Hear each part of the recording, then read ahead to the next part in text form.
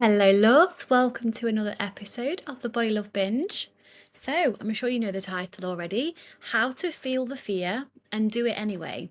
I've actually had a coaching call this morning with an incredible client, and we spoke a lot about fear. And I kind of wish that we'd recorded the parts that I had said in the coaching call because I was on fire, let's be honest. I'm being honest, just bragging a bit there.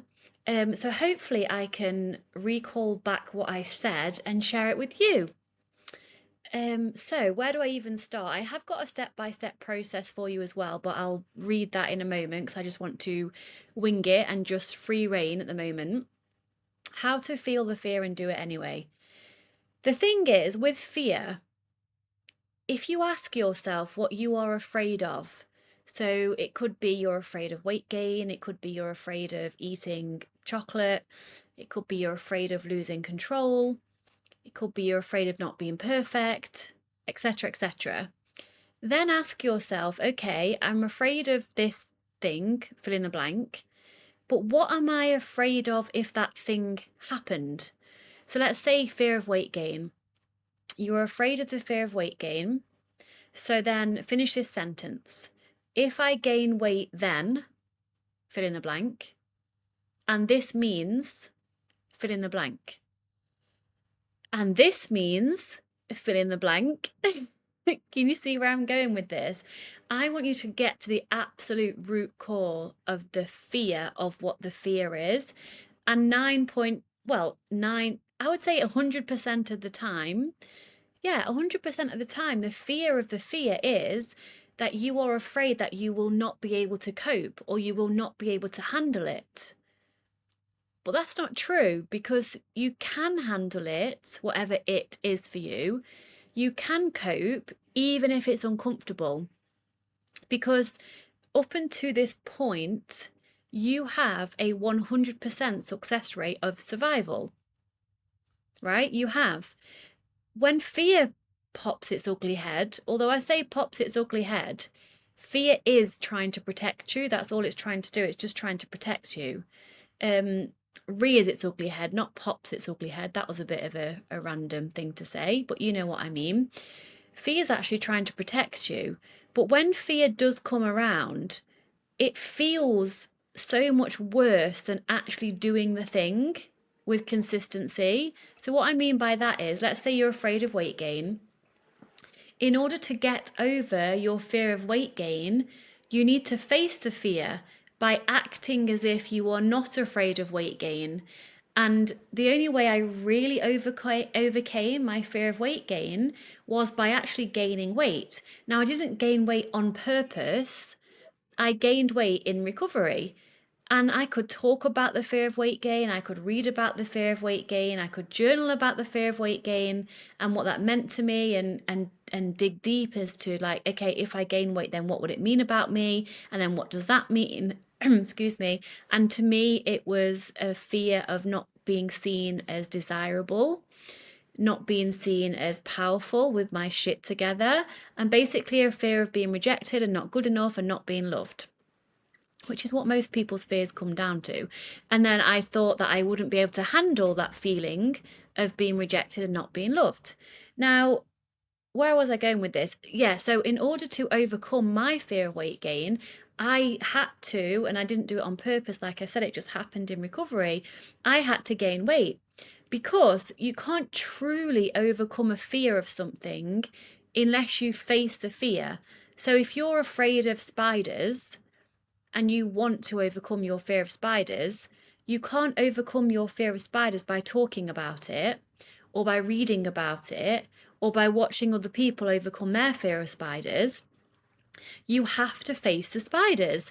Now, granted, you won't all of a sudden throw yourself into a pit of tarantulas to overcome your fear of spiders, but you would start small. You would start with little spiders. I mean, I don't know, I'm not a spider fear expert or anything like that, but you would have exposure therapy to spiders in a controlled environment with someone who you trust, who is guiding you and leading you in order to overcome that fear, right? The same with weight gain. You can talk about it all you like, but you will not overcome your fear of weight gain until number one, you gain weight, not on purpose, but you gain weight, you face the fear, your fear comes true, and with the right support, you realize that actually it's not the end of the world when you're doing the body image work and self work underneath all of the recovery process. You can have your biggest fear come true and be okay and not combust into flames and not die. And you can actually enjoy and live your life to the fullest in a bigger body and be okay.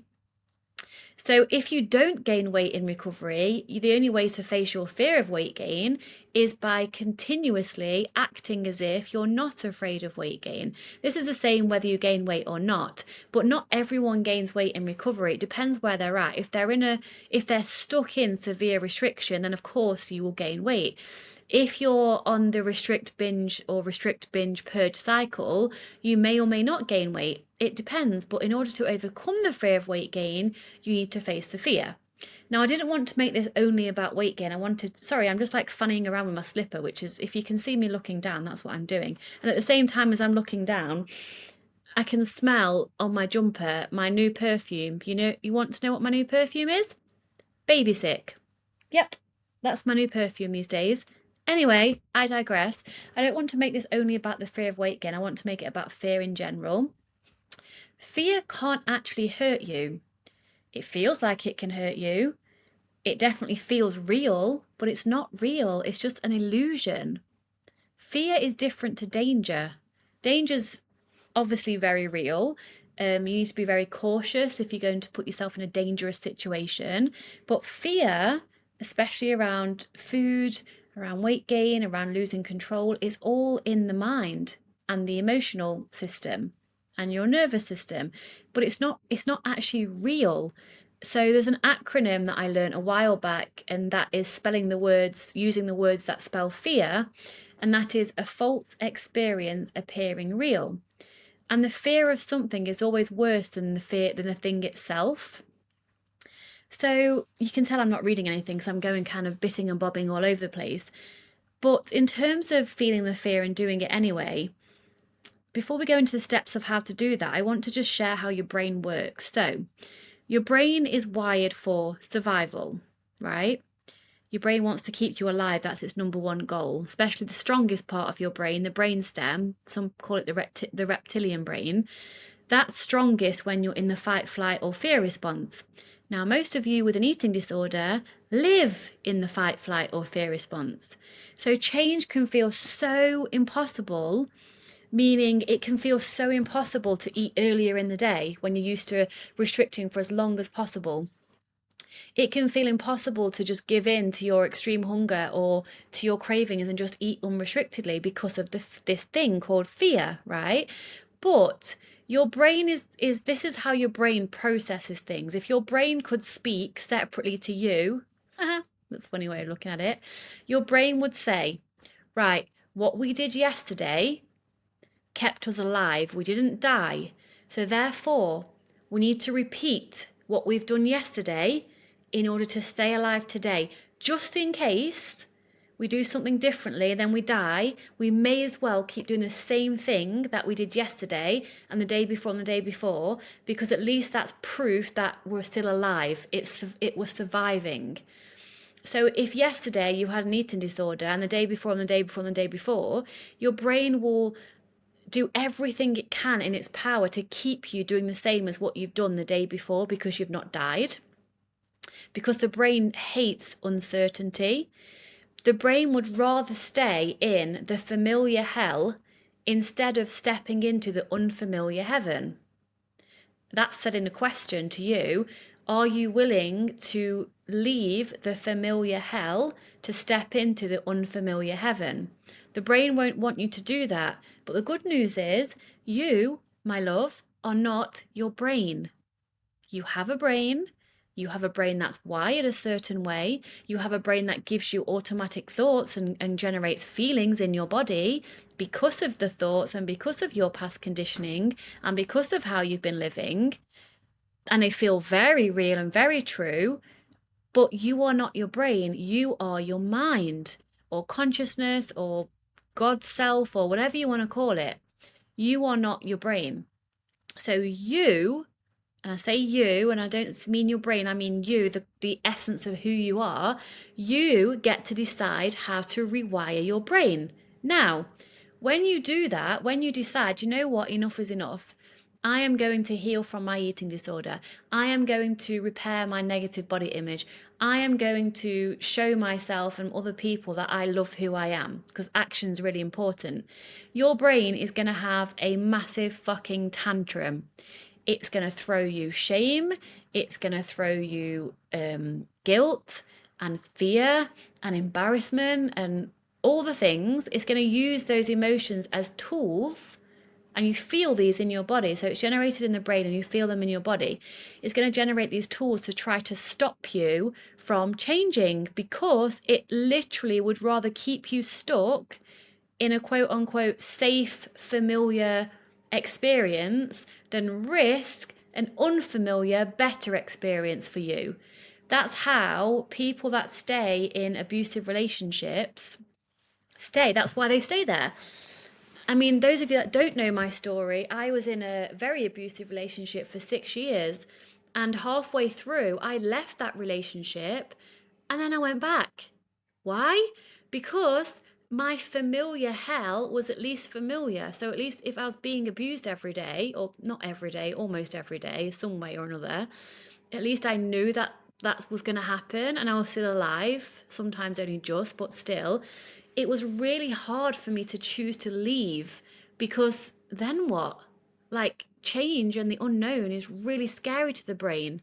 So once you understand that your brain, it's not going against you on purpose, it just wants to keep you in the same place as you've always been in. But you remember when you created the eating disorder in the first place, for whatever reason, it was there to try to protect you in some way or another. You had to start new neural pathways, you had to create new habits and new ways of thinking, and you had to repeat that with consistency in order for your brain to just be automatic at it. So if you can't remember when your eating disorder started, that it's not, you don't have to, is what I'm saying. You don't have to know exactly when the eating disorder started. You don't even have to remember a time where you never had an eating disorder, because some people that I work with have only ever remembered themselves with an eating disorder, or feeling bad about themselves, or feeling guilty for being a burden. And a lot of this can be created before you are even capable of speech and language. Meaning, for example, if you were left as a baby to cry to yourself to sleep, because that's how your parents were taught of how to let you go to sleep. If you're fed, if your nap is changed, then just cry it out until you sleep. That was very common. If you had that experience as a baby over and over again, what have you learned as a baby before you had the access to language? Your body and nervous system has learned, I don't matter. I can't ask for help because no one comes. My needs don't matter. So obviously this is pre-language, but your body never forgets. So you don't have to know where the eating disorder came from, how it started, why it started. Just know that you weren't born with an eating disorder. You weren't born hating your body. You weren't born being afraid of weight gain. You have learnt it through your life experiences. Sorry, I'm distracted because my baby girl is crying really hard. My husband's with her downstairs, but my nervous system's like, ah, and my boobs are tingling because I'm breastfeeding, and they're like, don't worry, we can save you. But I'm not here to save my daughter, even though she's a child and she's literally 4 months old. She also, even though she's very dependent on me, she's got her dad to look after her. What I'm saying is I'm not here to save her because she can save herself. I do not want to create the same codependency that with what me and my mum created together. Anyway, I digress. So coming back to fear and how the brain works, you have to do consistently over and over again the opposite of what your brain doesn't, the opposite of what your brain wants you to do. Yes. So let's say you're afraid of heights and your brain's like, oh, we can't go up those stairs because we're afraid of heights. What if we fall? What if, what if, what if? You'll notice that fear always has a what if, a what if, a what if. We can't go up the stairs because what if we fall? What if, what if, what if? I think I've repeated myself like 3 times now. So when you notice the what if energy, allow yourself to do the opposite action of the what the fear is telling you to do. So therefore you would go up the stairs. In eating disorder recovery, oh my God, I can't eat earlier on in the day because then what if I'm hungry at night? Eat earlier in the day and then eat again at night. Yeah, but what if I gain weight? Well, that's why you overcome your fear of weight gain by acting as if you're no longer afraid of weight gain, and then discovering what comes up underneath that. And you just face your fears one at a time and you will overcome them, because fear does not rule your life unless you allow it. Because you are in control of fear. I don't like the word control. You are in charge of your fear if you choose to take charge of it. So imagine, I think this was Elizabeth Gilbert's analogy about fear. Imagine being a human is having fear is part of being human, period, right? So imagine that you're in a car and this car is life, a human life, and fear is currently perhaps in the driver's seat. Fear is fannying around with the air conditioning, making it too hot or too cold. Fear is putting shitty music on. Fear is accelerating too hard or putting the brakes on too hard or going the wrong way or going right when you want to go left. Fear is basically in control of you. It doesn't have to be, because fear has to obey you. So once you say to fear, hey, I'm no longer going to allow you to rule my life, get your ass in the passenger seat instead of the driver's seat, it has to obey you, because you are not the fear. The fear has no control over you unless you let it. So you, again, whatever you partake as what you is, the I in the you, if you're still following me, you get to decide. Put fear in the passenger seat to start with. It might twat around with your radio for a bit, then tell it to stop. Put it in the back seat, and then eventually you can put fear in the boot, in the trunk. Americans call it the trunk. Us English call it the boot. Don't know why. Well, you put boots in there. Well, then I guess you'd put trunks in there, which trunks I guess are suitcases. I don't know. What I'm saying is, people say to me, oh my gosh, Victoria, you're fearless. I am not fearless, I just fear less, because I've faced my fears over and over again until I no longer am afraid of them, because I understand that they actually have no power over me. They can't hurt me. And the worst thing that will ever happen to me is that I'll feel a feeling. So my fear, because fear is part of being human, is in the boot, is in the trunk. Where is your fear in this car of life, of being human? Get it out the driver's seat. Start with it being in the passenger seat, then put it in the back seat, then put it in the boot. And you do this by taking action and doing something that feels so counterintuitive, yeah, that's the right word, and turning towards the fear and facing it. Because if you're allowing fear to chase you, metaphorically, it feels so big and so scary and so impossible to face, because it only works if you're running away from it. You get me? But if you turn and face it, and even better, run towards fear, it has no power over you anymore. Is there anything else I want to say before I go and look at my notes? What else did I say to this amazing client this morning? She liked the brain analogy that I shared about your brain wanting to do the same as it's done yesterday because it's got proof of survival. But actually you get to show your brain a new yesterday by creating it today. So if your new yesterday today, I hope you're still following me, is to eat earlier on in the day and to eat at night, then the next day your brain will have evidence that you did the scary thing, you went into the unknown, and you're still alive. So it's more likely to be like, okay, we can do that again.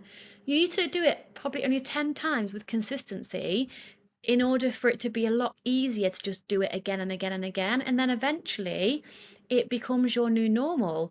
Believe it or not, I used to have a very fucked up brain. My brain used to constantly scrutinize everything I was eating, count every calorie, be so petrified of weight gain.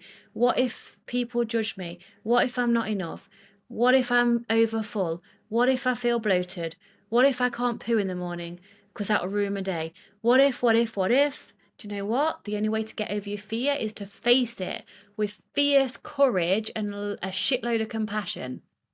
Because here we go, we're going to bring courage into this. Courage and bravery. Think of a time in your life, recently or in your life completely, where you have been courageous and brave. There would have been many times where you've been courageous and brave. Now ask yourself, was I afraid of doing the XYZ thing that you did when you were being courageous and brave? Yes, because otherwise you wouldn't need courage or bravery to do something if you weren't afraid of doing it. Yet you did the scary thing, it turned out fine. And if it didn't turn out fine, it's fine now. You didn't die, is what I'm saying. You didn't combust into flames. The world didn't fall apart. The sky didn't fall down. You did the scary thing and you survived. So if you want something, aka I'm assuming you want complete food freedom and self-love, which is why you're here, then you need to face your fears. So many people I work with spend all their time trying to avoid feeling uncomfortable. They don't think they can handle discomfort. They don't think that they can handle emotions that they don't want to feel. That's not true. With the right support and the right method, because granted, if you've suppressed your feelings for so many years, there will be a lot of feelings to feel and it might feel like completely overwhelming. And you can handle that. You can tolerate the feeling, you can allow it to be there, you can get support with feeling these emotions. Because the worst thing that will ever happen to you is that you'll feel a feeling and you can handle it. So stop trying to avoid discomfort. Stop trying to run away from feeling uncomfortable, because recovery is feeling uncomfortable until you don't feel uncomfortable anymore, until your new normal is comfortable, until you've rewired your brain and genuinely love yourself and live in complete food freedom, because you've rewired your fear of weight gain, because you've done the deeper work and let go of any trauma and emotional stuff, etc., etc. So it's only scary until it isn't, but you have to keep facing it over and over again. And you can feel the feelings you don't want to feel, because if you suppress your feelings and follow what the eating disorder is telling you to do, you will feel better temporarily, which is why you keep doing it. And you say you want something else for yourself, but you'll stay stuck. So if you want something better for yourself, are you willing to face the fear and get what you say you want? And you will be uncomfortable. I'm not bullshitting you, you will. But you know what? You can fucking handle discomfort. You're in discomfort right now. Am I right or am I right? You may as well choose a discomfort. You may as well choose a fear that's going to get you to freedom, because you're in fear most days anyway.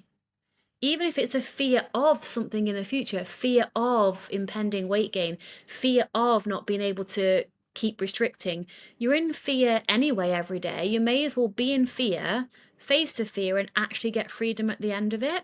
Think about that.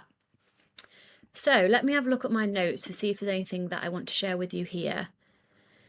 Feeling the fear and doing it anyway. So I talked about, fear is a symptom of healing. It's not a sign to stop. That's really important to write down, stamp it in your brain, whatever. Fear is a symptom of healing, not a sign to stop. So how do you actually do it? Step number one, here's the step-by-step process for those of you that like the black or white step-by-step stuff. Here it is. Number one, identify the fear for what it is. Your brain is going to scream at you that something terrible will happen if you eat too much or eat something unsafe. But ask yourself, what am I actually afraid of? Weight gain, loss of control? What's underneath that? I spoke to this at the beginning. What has restriction ever actually given me? Has it ever led to true happiness, peace, or freedom? I can answer that for you. Hell no. If I never push through this fear, will I ever get the life I want? Number two is flip the fear. What if the opposite were true? You know how fear likes to live in the what if? What if, what if, what if? Literally, my husband said to me today, oh, we need to cut Koa's nails. Koa is my daughter. And I said, oh, you can just like pull them off if they're like a little bit loose. You know how you just like rip your nail off? That sounds harsh, but you know what I mean. And he said, no, because what if you rip her entire nail off? Because one time my brother ripped his entire toenail off, and I'm like, yeah, but I've ripped my nails off the way I'm talking about my entire life, and nothing ever bad has happened. So fear always is starting with a what if. So instead of thinking, what if I lose control? Why don't you choose to reframe that thought, because you have the power to do that, and instead choose to think, what if true control is found in letting go? What if recovery is actually giving up control? Because it is. Instead of thinking, what if I eat forever? Reframe it to, what if trusting my hunger leads to balance over time? Because it does. Instead of thinking, what if this is too much? Reframe it to, what if my body actually needs this much? Because you want what you need. That was an affirmation that got me through a lot of chocolate. Fear is also a liar. Pinocchio, liar, liar, pants on fire. That's what fear is. And it feels real because it's been your safety net. But safety nets also keep you trapped. Boom. Number 3, make fear your green light. Recovery isn't about avoiding fear. Let me get that clear, and let me say it again and louder for those in the back. Fear, I said it again, the wrong word. Let me say it again, rewind. This is for those in the back. I'm going to say it again because this is very important. Recovery is not about avoiding fear. It's about stepping into it every damn day. The things that scare you most in recovery are the exact things that will set you free. So instead of seeing fear as a stop sign, see it as a go sign. Afraid of eating more? Eat more. Afraid of eating past fullness? Do it, feel full and uncomfortable, and reach out to your coach. Afraid of losing structure? Break it. Afraid of eating just because you want to? Eat just because you want to. Do you get the gist? And then number 4 is use the words, what would my recovered self do? Rule. So imagine the version of you who is fully free. What would she do? Would she overanalyze every bite of food? No. Would she trust her body? Yes. So what would she do before your brain has time to talk you out of it? And with your brain talking you out of it, it can only talk you out of it if you allow it to. So disengage with anything that's trying to stop you from doing the recovered free action. Just dismiss it. I keep burping, sorry. Don't argue with it, just dismiss it. The more you argue with it, the more attention and power you give it, the more of a hold it will have over you. Dismiss it, focus your attention on a recovered thought, and then take the recovered action with compassion and fierce courage. Forgot the word. Repeat. Number 5, remember that fear fades with repetition. I said to my client this morning, I would not have become an eating disorder recovery coach if after 8 years of recovery, I was still having to face fear every day. It just wouldn't be worth it, because that's not freedom, right? Beyond fear lies freedom. So remember that fear does fade with repetition. The first time you go against fear, it feels like jumping off a cliff, literally. The second time, a little less so. The 100th time, barely a blip. A blip. I've not read that word for ages, and I wrote it the other day. Your brain adjusts, but only if you keep doing the thing. That's the thing. You have to train your brain, and if your brain's not learning, you're training it wrong. AKA probably going back to restriction, not being consistent, acting like you're afraid of weight gain, and your brain's confused. Your brain is always watching you. Act as if you already have the thing you say you want. There's some journal prompts for you, as always, to push through the fear. What is fear trying to protect me from? And do I actually need protection from it? What would my recovered self do in this moment? If I let go of control, what do I think will actually happen? And is that based on truth or just fear? And if that did happen, Then what? And then what? And then what? Number 4, how was pushing through fear in other areas of life helped me grow? How could it do the same here? Number 5, write a letter to fear. Let it know you hear it, but you're choosing freedom anyway. The biggest takeaway, fear is a doorway. I was going to say fear is a knobhead then. I don't know why it came to me. Possibly true, but let's get real here again. Serious again, Victoria. Fear is a doorway. The only way out is through. There's no way around it. There's no shortcut. There's no secret door. Go through the fucking doorway, feel it, do it anyway, and let your future self thank you for it. Boom, I'm going to end there. So if you want more on fear, let me know. If you want to be coached by me for free, then join my free support group for eating disorder recovery. If you want to work with me one-on-one, I'm starting, there's a wait list. There's a few people on the wait list already, and I do have a few clients stopping soon. So there'll be some spaces opening up in the next 3 to 4 weeks. So let me know. If you want support without the one-to-one price tag, join my group coaching.